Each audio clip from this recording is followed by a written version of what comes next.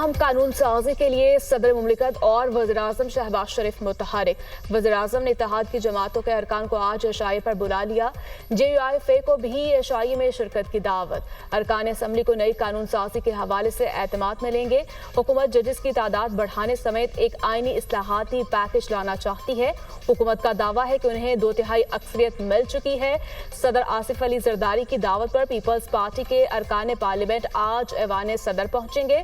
JUIFA ने एशाई में शिरकत करने या ना करने से मुतालिक कोई फैसला नहीं किया। मौलाना फजल रहमान असम्बली में कह चुके हैं कि पार्लियामेंट फॉर्म 45 की हो या 47 की, अब इसी से काम लेना होगा।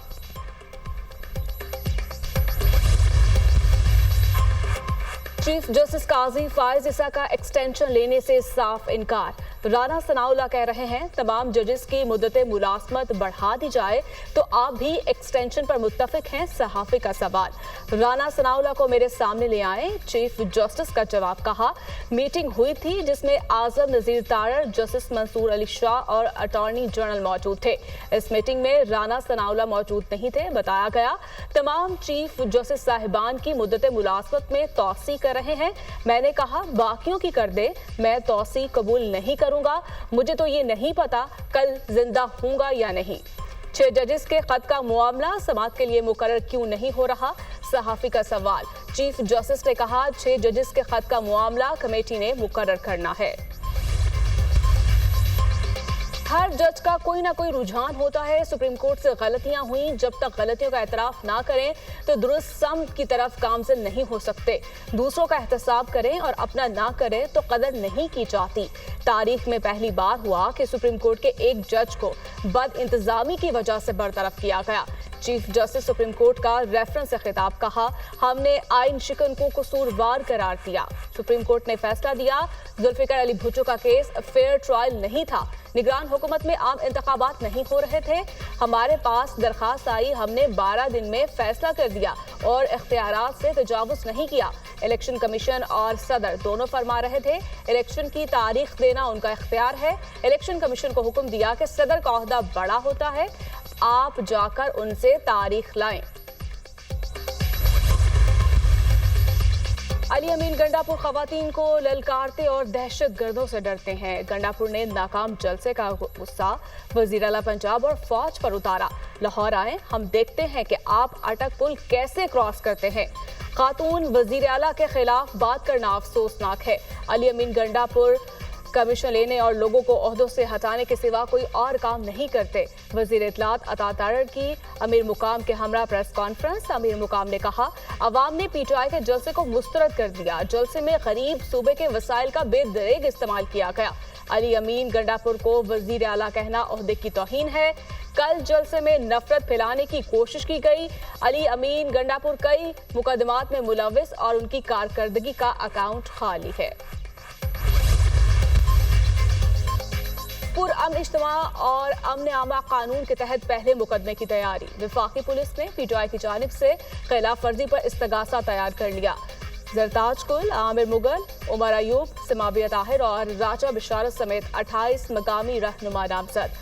पुलिस ने रूट की खिलाफ वर्जी पर PTI कारकुनों को रोका। कारकुनों की जानिब से पत्थरों और डंडों से पुलिस पर हमला किया गया। पुलिस ने शायलिंग की मौके से 17 कारकुनों को गिरफ्तार किया गया। इस्तगासा अफसरान की मंजूरी के बाद कानून में मुकदमा दर्ज होगा।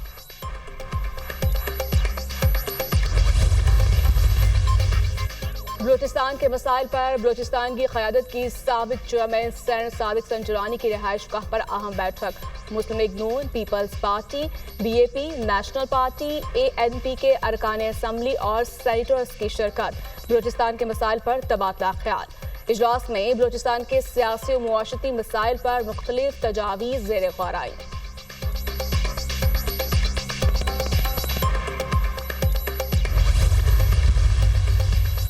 IMF के एग्जीक्यूटिव बोर्ड के 18 सितंबर तक के इजलासों का कैलेंडर जारी। 18 सितंबर को एग्जीक्यूटिव बोर्ड के 7वें जायजा की मंजूरी देगा। इससे कबल बोर्ड के 9 और 13 सितंबर के इजलासों का कैलेंडर जारी हो चुका है। पाकिस्तान को ताहाल $2 अरब के बैरूनी फाइनेंसिंग गैप को पूरा करने में मुश्किलात का सामना। पेश की शराइत पूरी होने के बाद पाकिस्तान के एजेंडे में शामिल होने का इम्कान। कारसाज हादसा केस की मरकजी मुलजमा नताशा की मनशियात केस में दरखास्त जमानत मुस्तरद। आला तालीम याफ्ता खातून का नशे में गाड़ी चलाना हैरत अंगेज है। मुलजमा की जमानत से मुआशरे पर मनफी असर पड़ेगा। वकील सफाई अदालत को मुत्तमिन नहीं कर सके।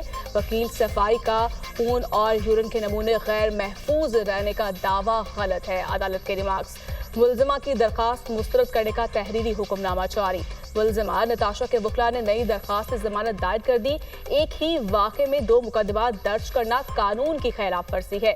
जुडिशल मजिस्ट्रेट ने हकायक को नजरअंदाज करके मुलजमा की जमानत मुस्तरद की।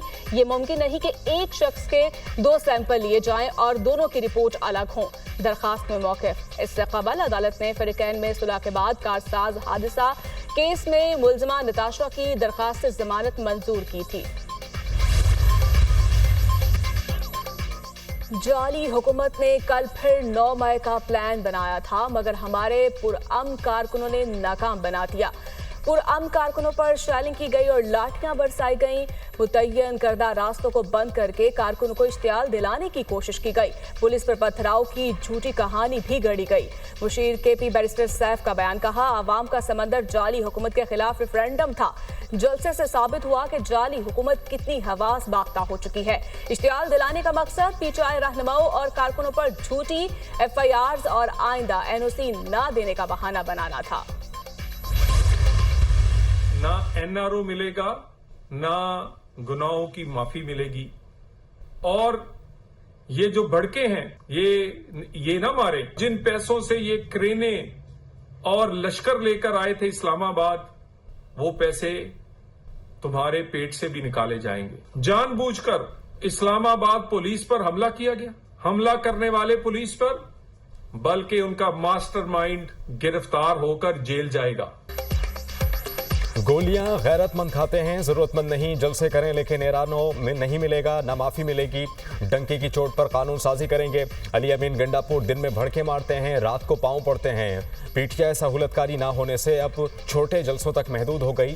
पीटीआई के जलसे के लिए सरकारी वसाइल इस्तेमाल किए गए। रहनुमा नून लीग तलाल चौधरी की प्रेस कॉन्फ्रेंस। इस्लामाबाद पुलिस पर हमला किया गया। पुलिस पर हमला करने का मास्टरमाइंड गिरफ्तार होकर जेल जाएगा। जितने मर्जी जलसे करें, अब इसराइली एजेंट पाकिस्तान में हुकूमत नहीं कर सकते।